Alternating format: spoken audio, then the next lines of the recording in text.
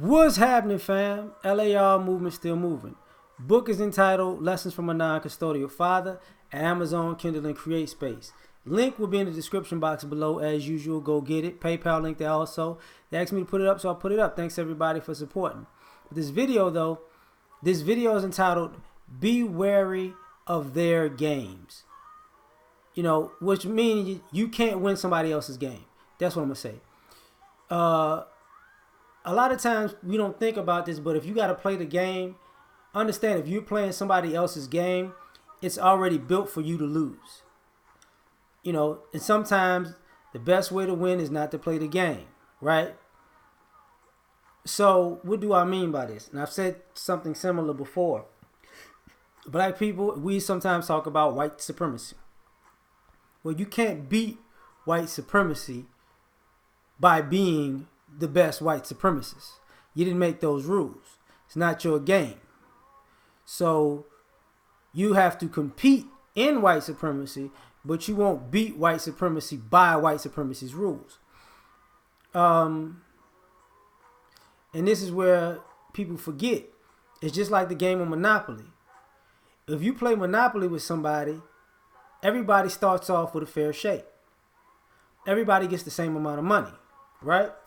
But I remember the Young Turks talked about this a while back, where they did an experiment, I want to say at UC Berkeley, where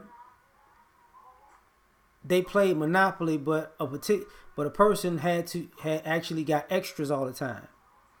Everybody else got the regular game, they got the extras. And they began to say, you know, the game was fair for them because they were winning, because the game was skewed for them to win in the first place, right? And it was like, oh, it's just, you know, it's not my fault that you can't keep up and you're losing because I'm just playing the game. Well, they were playing the game built for them to win. And the other people were playing the game built for them to lose. So you can't win somebody else's game, not normally. And this is why sometimes brothers talk about the idea when we start winning, they change the rules. Because you can't, you know, because if they start winning, that means if we start winning and you change the rules, that always reinforces that the game was not set up for us to win in the first place. We found a loophole, we beat it, and now we got to close that door because we don't want them winning. You know what I'm saying? So that's a normal thing. You know, it's the same thing that goes on in the dating world. You know, if your game is to get sex without paying, and she's not going to play that game with you, then you're not going to get sex without paying from her. You got to find somebody else to play that game with. If you're trying to get money out of him without sex, and he's not playing that game, you know, then you can't do that. You know, he's not playing a game that's set up for him to lose, and you're not playing a game that's set up for him to win. So now what? You know. And I said this before, it's the same premise as home field advantage. To beat somebody on their home turf, you got to understand that you got to be so much better than them that you're better than them with every advantage. They're going to have the rules on their side, the refs on their side, the momentum on their side, the crowd on their side, and your successes will get taken away. Oh, you scored? Call that back. Do that again. See, I just didn't like the way the wind blew on that play. Something was wrong with that one. That was just illegal to score legally. Do that again. So, you know, to get 14 points in a football game, you might have to score 21 or 28. But you're going to have to hold them people to under 14 points too, while they're going to be getting the reverse breaks. You know, they could break the rules and score, and it's going to get a standing ovation. So this is part of the process, right? So this is what happens when you're playing when you're playing a game with somebody else's rules. Now, it seems that a lot of us are so petty that I want to beat you so bad I'm willing to play your game to beat you.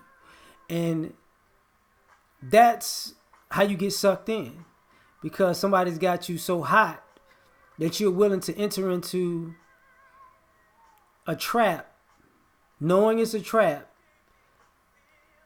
in hopes that you can beat somebody at the trap that they set for you, when you don't necessarily know all the traps that's built into the trap that you just jumped your ass in.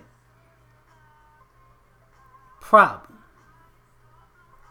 So, how do you win? Same thing, you don't play. That's how you win. You don't play. You know, brothers get mad about, you know, and I talk about this in my book, where if you go to family court, right, that's a game that's built for you, for a father not to win. But if you know that going in, you also know this going out. You can lose in the courtroom, and they can lose in society, because everybody's not trying to pick up the slack. No, everybody is not trying to take the family court out into the real world now, because there's been so many how can I say that? So many dysfunctional situations that were legalized that now society is not going to put up with it, to the point where, what, I won custody? Yeah, you should. Yeah, everybody like you won custody. There's a lot of horrible parents that won custody, who kept their children, who got their children killed in their custody, who got their children crippled in their custody, who got their children maimed in their custody, who've abused their kids in their custody, who've used their children as pawns and as paychecks and didn't care about them kids in their custody, to the point now society looks at it like, you know, that's a game.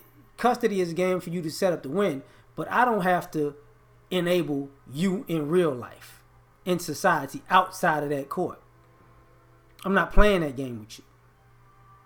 They played the game with you. They rock with you. I ain't rocking with you. Which is causing a whole a pandemonium to a degree. Because what happens when, you know, you're not gonna play their game? And for people who understand this sports reference, you can't beat a championship team at their game to win a championship. That's not how it goes.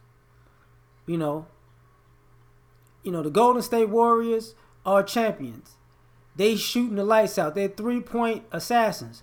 But if you build your team to shoot more threes than them, you're gonna lose, because they have arguably two of the best top 5 or 10 3-point shooters in NBA history. If you ain't got that, you ain't got a chance playing that style. If you playing that style, you know what? We gonna out Golden State. Not gonna work. That was like when the Bulls was going on a run. You know what we gonna do? We gonna out Michael Jordan. That's how we gonna beat the Bulls. We gonna out triangle, Phil Jackson. Nuh-uh. We gonna out Scottie Pippen. We gonna out rebound Dennis. Doesn't make sense. Could you beat the Patriots by being the Patriots? No, you can't. You can't beat Bill Belichick at being Bill Belichick. You got to do something to exploit what they're not good at, not what they are good at. That's why you don't play somebody else's game. Your game is set up to maximize what you're good at, not to try to beat a person at what they're good at. That's why in boxing they say styles make fights.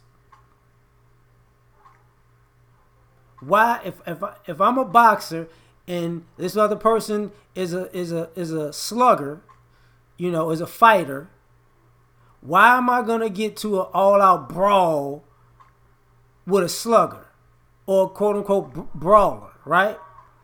It's not conducive to me winning. Why would I fight their fight? Because if I fight their fight, I'm destined to lose, because I'm doing something that they do great and I don't do so well.